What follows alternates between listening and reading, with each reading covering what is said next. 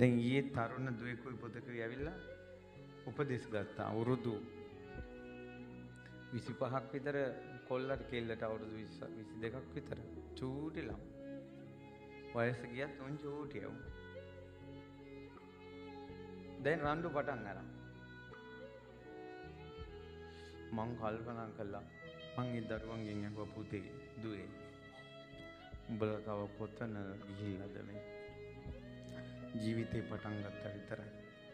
දැම්ම රණ්ඩු වෙන්න පටන් ගත්තා. ඊට පස්සේ මං කොල්ලට ජීවිතේ සැනසෙල්ල ගෙවන්න නම් කෙල්ලෙක් ගැන මෙහෙම හිතන්න. ඒ තමයි කෙල්ලෝ කියන්නේ කවදාවත් තමන්ව තේරුම් ගන්න අය නෙවෙයි. තේරුම් කරන්නත් බෑ. තේරුම් ගන්නෙත් නෑ. ඊයට පොදු දුර්වලතා තියෙනවා. ආදරේ ගොඩාක් බලාපොරොත්තු වෙනවා. ඊට පස්සේ එයා ඉල්ලන දේ ඉක්මනට දෙන්න ඕන. ලොකු බලාපොරොත්තු තියෙනවා. තැටිය පොඩි රොටිය ලොකුයි. ඔක තමයි උපමාව. කරගන්න පුළුවන් නේ චුට්ටයි. බලාපොරොත්තු ගොඩායි. ඒතර රොටිය පිච්චෙනකොට පිච්චෙනවා. අර වටේ ටික.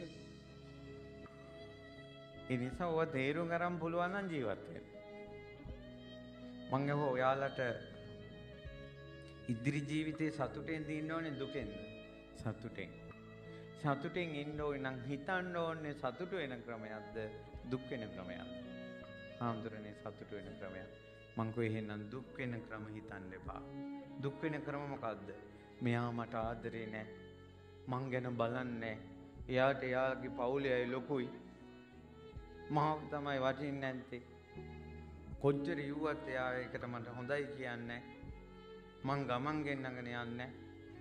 මං කෝ ඔය දුකෙන් හිතන ක්‍රමයක්ද සතුටෙන්? දුකෙන් හිතන ක්‍රම හිතන්න එපා. දුව ඔයා හිතන්න මහත්යට වැඩි.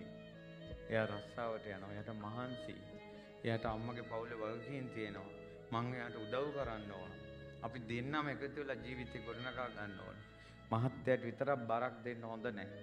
අපේ දුක අපි බෙදා ගන්න ඕන. සතුට බෙදා ගන්න ඕන. ජීවිතය කියන්නේ මෙහෙම එකක්.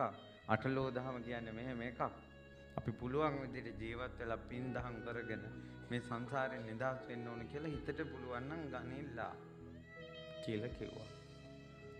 ජීවිතේ දුවේ පුතේ හරිම නිරසයි.